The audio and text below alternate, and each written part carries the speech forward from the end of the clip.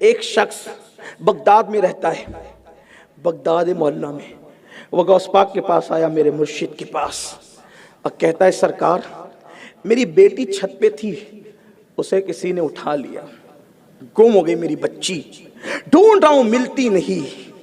غوث پاک نے فرمایا جنگل میں جا اور میرا نام لینا، توجہ نام کی بات آئی، نام لینا، ان کے نام سے بگڑیاں بنتی ہے، میرا نام لینا اور نام لے کر دائرہ کھینچنا۔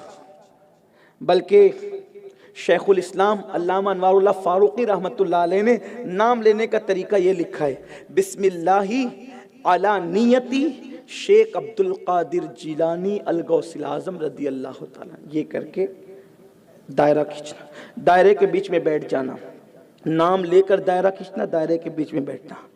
پھر مخلوق گزرے گی، کوئی تیرے پاس آئے گا، آ کر کے تیری فریاد پوچھے گا، وہ بات کر لینا اس سے۔ غوث پاک کا وہ غلام تھا، دائرہ کھینچ کے بیٹھ گیا۔ رات، جنگل کی رات، الگ الگ ڈراؤنی شکل کے لوگ گزرتے گئے، لیکن اس کو کسی نے کچھ نقصان نہیں پہنچایا۔ کیوں؟ غوث پاک کے نام کے دائرے میں بیٹھا تھا۔ اب آپ سوچیں جب غوث پاک کے نام کی یہ شان ہے تو نام محمد کی شان کیا ہو؟ آپ سوچئے نا، یہ دنیا کے لیڈر جن سے تم کانپ رہے ہو، لرزہ پر اندام ہو، ان کی اوقات کیا ہے؟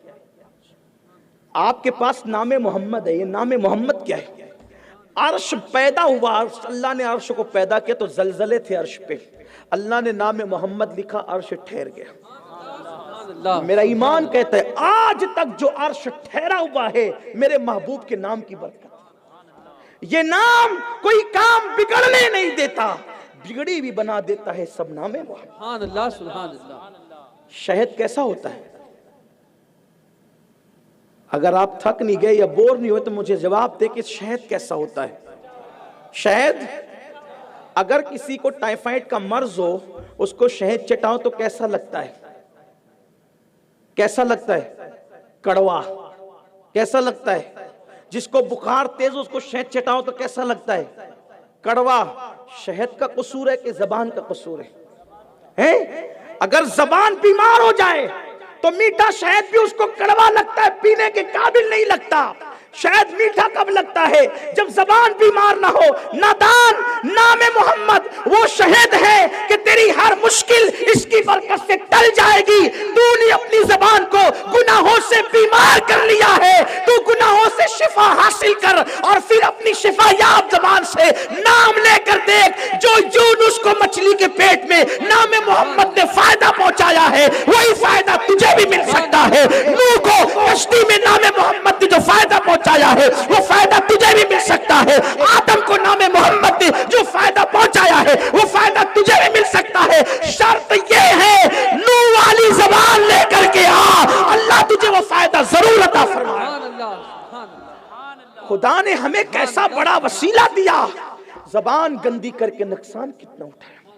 یہی زبان غیبت کرے، یہی زبان چغلی کرے، یہی زبان حرام لقمہ کھائے، لذتوں کے لیے حرام میں اتنا ڈوب گئے، لذتوں کے لیے حرام میں۔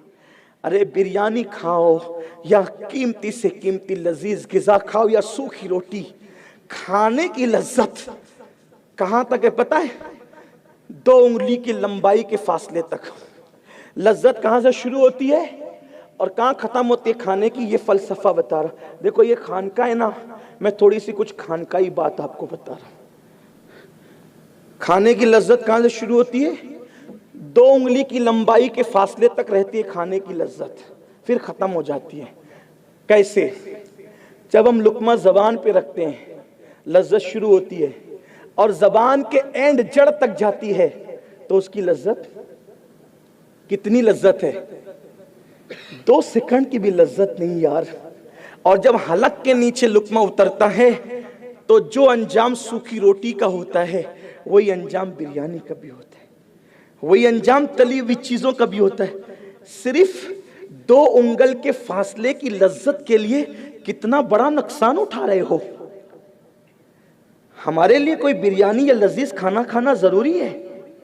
پیٹ تو پانی اور کھجور سے بھی بھر جاتا ہے، ہمارے لیے لذیذ کھانا فرض نہیں ہے، ہمارے لیے حلال کھانا فرض ہے۔ چھوڑ دینا، اگر نہیں ملتی ہے حلال بریانی چھوڑ دیں، حلال لذیذ غذائیں نہیں ملتی چھوڑ دیں۔ ارے کچھ ایسے بھی تو لوگ گزرے ہیں جنہوں نے سوکھی روٹیاں کھا کے گزارا کیا، جنہوں نے کھجور کھا کے گزارا کیا، کیوں ہم حلال کی طرف نہیں ہیں؟ اور حلال کھا کے دیکھو پھر اس کی برکت دیکھنا۔ سرکار غوث پاک فرماتے ہیں میں نے کبھی حرام نہیں کھایا، کبھی حرام کی طرف میں نے تکا بھی نہیں۔ امام اعظم ابو حنیفہ کو دیکھ لیں، احمد ابن حنبل کو دیکھ لیں، حلال پہ بڑی توجہ کی۔ زبان کی اندر تاثیر ہوگی، دعاؤں میں تاثیر ہوگی، چہرے پہ وہ نکہت ہوگی، آنکھوں میں وہ نور ہوگا، سب دین میں سب ہے۔ دین کو ہم نے چھوڑ رکھا ہے، ورنہ دین تو آیا ہی اپنے لیے۔ دین کس کے لیے آیا؟ ہمارے لیے آیا۔ تو جب نام غوث پاک کی تاثیر یہ ہے، کیا تاثیر ہے غوث پاک کے نام کی؟ دائرہ کھینچا نام لے کر بیٹھ گئے، عجیب عجیب چہرے والے گزرتے رہے، کچھ بگاڑا نہیں۔ جنات تھے وہ سب، اور جنات کچھ نہیں بگاڑتے غوث پاک کے سچا نام لیوا کا۔ یہ بیچارے بیت المال کے پیسے پہ پلنے والے اپنا کیا بگاڑ سکیں؟ یہ بات اتنی کوئی غلام بنے، کہانی قصے کی بات نہیں ہو رہی، حقائق۔ ابھی میں آپ سے نعرہ نہیں چاہتا، میں آپ سے حقیقتوں کا اعتراف چاہتا ہوں۔ بنے غلام، کوئی غلام بن کر دیکھے، وہ جرأت پیدا ہوتی ہے۔ کوئی مخلوق کچھ نہیں بگاڑ سکتی۔ گزرتے رہے، آخری میں کر و فر کے ساتھ آیا، دیکھ کر لگتا تھا کوئی بادشاہ ہے۔ اس نے بیٹھا ہوا دیکھا، وہ اپنی سواری سے نیچے اترا، نیچے اتر کے وہ لکیر کو اس نے چھوما، لکیر چومی۔ اگر آپ برا نہیں مانے تو ایک جملہ کہہ دوں، شاید جناتوں میں کوئی وہابیت کا فتویٰ دینے والا نہیں ہوگا کہ چھومنا حرام یا شرک ہے۔ سبحان اللہ۔ اور اس دور میں تو انسانوں میں بھی کوئی نہیں تھا فتویٰ دینے والا، لیکن اس نے لکیر چومی۔ کون سی لکیر؟ ہر لکیر نہیں، جو میرے مرشد غوث پاک کے نام سے لکیر کھینچی گئی تھی، وہ لکیر چومی۔ اور وہ لکیر کے باہر ہی بیٹھ گیا، اور بیٹھ کر کے کہا کیا حاجت ہے تمہاری؟ تو اس نے کہا میں غوث پاک کا غلام ہوں، میری بیٹی چھت سے گم ہو گئی، غوث پاک کے پاس گیا تھا، سرکار غوث الاعظم دستگیر نے مجھے یہاں بھیجا اور یہ عمل کرنے کے لیے کہا۔ اس نے کہا کہ اس بدبخت گستاخ نے اس غلام غوث اعظم کی بیٹی لی ہے، اس کو بلایا جائے۔ اس کو پکڑ کے لایا گیا تو بچی بھی اس کے پاس موجود تھی، وہ جن بھی موجود تھا۔ پھر پوچھا تیری ہمت کیسے ہوئی غوث پاک کے غلام کے گھر تک جانے کی؟ تیری اوقات کیا ہے غوث پاک کے گھر تک، غلام کے گھر تک جانے کی؟ تو نے یہ جرأت کی ہے، اس کو ابھی قتل کیا جائے، لڑکی کو واپس کیا جائے، اور آئندہ اعلان کر دو جو بھی غوث پاک کے سچے غلام کو ستائے گا اس کے ساتھ یہی حالات کیے جائیں گے، اس کو اسی انجام تک پہنچایا جائے گا۔ تو اس وقت اس شخص نے پوچھا غوث پاک کے اس قادری غلام نے آپ کون ہیں؟